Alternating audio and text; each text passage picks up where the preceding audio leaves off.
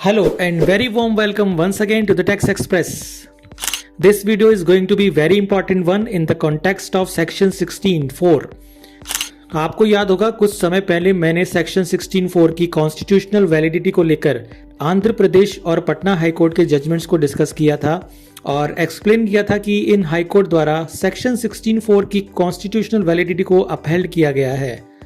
अब इसी कड़ी में एक और बड़ा जजमेंट ऑनरेबल कोलकाता हाईकोर्ट द्वारा 13 दिसंबर 2023 को डिलीवर किया गया है BBA infrastructure limited versus senior joint commissioner के केस में। तो क्या कहता है ये जजमेंट सेक्शन 16(4) की कॉन्स्टिट्यूशनल वैलिडिटी को लेकर, आइए जानते हैं मेरे साथ इस वीडियो में। तो stay tune till the end of this video. इस केस में पिटिशनर ने नवंबर 2018 से मार्च 2019 तक के जीएसटीआर 3B रिटर्न्स 29 अक्टूबर 2019 को फाइल किए थे और डिपार्टमेंट का कंटेंशन था कि चूंकि पिटिशनर ने अपने returns due date of claiming ITC for the financial year 18-19 that is 20 October 2019 की टाइम लिमिट के बाद फाइल किए हैं, इसलिए petitioner is not entitled to ITC claimed in those returns being hit by section 16(4) of the CGST act. Petitioner का argument था कि उन्होंने आईटीसी रिटर्न के थ्रू नहीं बल्कि बुक्स ऑफ अकाउंट और गुड्स के एक्चुअल रिसीट्स पर क्लेम की है। पिटिशनर ने यह भी आर्ग्यू किया कि सेक्शन 16(2) एक नॉन ऑब्स्टेंटे प्रोविजन है जो सेक्शन 16(4) के इफेक्ट को नलिफाई करता है। Section 16(2) begins with the phrase notwithstanding anything contained in this section। ये फ्रेज सेक्शन 16(2) को इस सेक्शन के अदर सबसेक्शंस पर प्रिविलेज देता है और अकॉर्डिंगली सेक्शन 16(4) की टाइम लिमिट आईटीसी क्लेम करने के जेन्युइन राइट को डिस्क्वालीफाई नहीं कर सकती। अदरवाइज सेक्शन 16(2) का नॉन ऑब्स्टेंटे प्रोविजन मीनिंगलेस हो जाएगा। दूसरी तरफ डिपार्टमेंट का आर्ग्यूमेंट था कि नॉन ऑब्स्टेंटे क्लॉज को लेजिस्लेटिव इंटेंट के ध्यान में रखते हुए इंटरप्रेट किया जाना चाहिए। नॉन ऑब्स्टेंटे क्लॉज किसी कॉन्ट्राडिक्टरी या रिडंडेंट प्रोविजन को ओवरराइड करने के लिए इंसर्ट किया जाता है, ना कि किसी कॉम्प्लीमेंट्री प्रोविजन को। अकॉर्डिंगली सेक्शन 16(2) का नॉन ऑब्स्टेंटे क्लॉज किसी भी तरह सेक्शन 16(4) को नलिफाई नहीं करता और दोनों ही सब सेक्शंस इंडिपेंडेंटली ऑपरेट करते हैं जो एक दूसरे के कॉम्प्लीमेंट्री हैं, ना कि कॉन्ट्राडिक्टरी। ऑनरेबल हाईकोर्ट ने अपने जजमेंट में ऑनरेबल आंध्र प्रदेश हाईकोर्ट द्वारा रिसेंटली तिरुमलाकोंडा प्लाईवुड्स के केस में आइडेंटिकल फैक्ट्स पर दिए गए जजमेंट को भी रेफर किया और कहा कि वहां भी ऑनरेबल आंध्र प्रदेश हाईकोर्ट ने सेक्शन 16(4) की कॉन्स्टिट्यूशनल वैलिडिटी को अपहेल्ड किया है।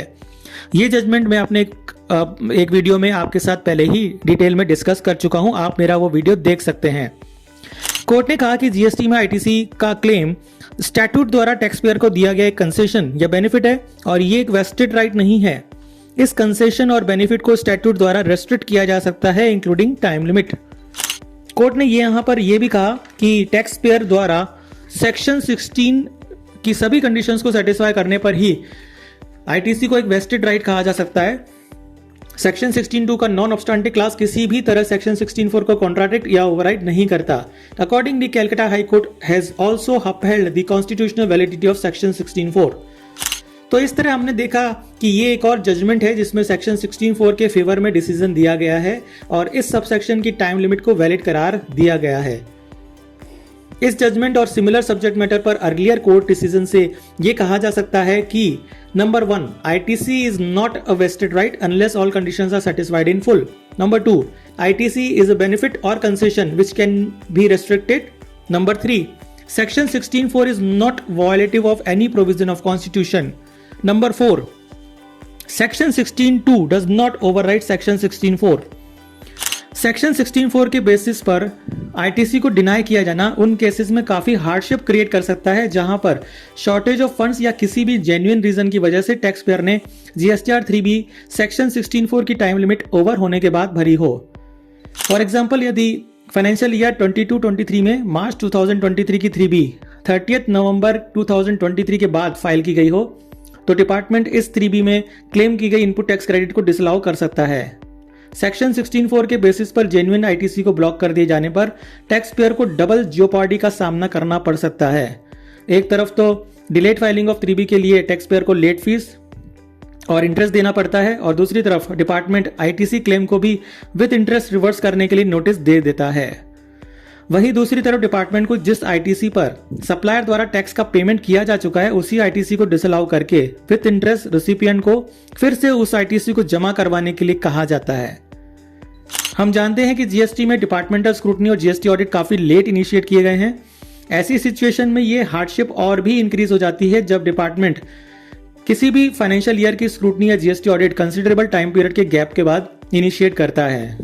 फॉर एग्जाम्पल, अभी फाइनेंशियल ईयर 2018-19 की जीएसटी ऑडिट आदि का दौर जारी है और ऐसी सिचुएशन में यदि इस फाइनेंशियल ईयर की किसी आईटीसी को सेक्शन 16(4) में डिसअलाउ करने के लिए आइडेंटिफाई किया जाए और टैक्स पेयर को उस आईटीसी को विद इंटरेस्ट जमा करवाने के लिए नोटिस दिया जाए, तो एक बड़ी फाइनेंशियल हार्डशिप का सामना टैक्स पेयर को करना पड़ता है, क्योंकि फाइनेंशियल ईयर 18-19 के बाद एक कंसिडरेबल टाइम पीरियड निकल चुका है। जीएसटी स्क्रूटनी में कंसिडरेबल टाइम गैप होने पर यह भी पॉसिबल है कि टैक्स पेयर अपना बिजनेस क्लोज कर चुका हो या उसकी डेथ हो चुकी हो या फिर डिपार्टमेंट द्वारा स्क्रूटनी किए जाने के समय उसके पास पर्याप्त फाइनेंशियल अरेंजमेंट या वर्किंग कैपिटल अवेलेबल नहीं हो। ऐसे में सेक्शन 16(4) के इस प्रोविजन के इम्प्लीमेंटेशन में प्रैक्टिकल डिफिकल्टी और अननेसेसरी फाइनेंशियल बर्डन से इनकार नहीं किया जा सकता।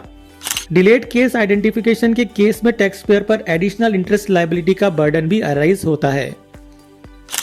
तो ये थी जीएसटी से जुड़ी एक लेटेस्ट जानकारी। आप इस बारे में क्या सोचते हैं मुझे कमेंट बॉक्स में कमेंट करके जरूर बताएं। चैनल को सब्सक्राइब करके बेल आइकन प्रेस करना ना भूलें। धन्यवाद।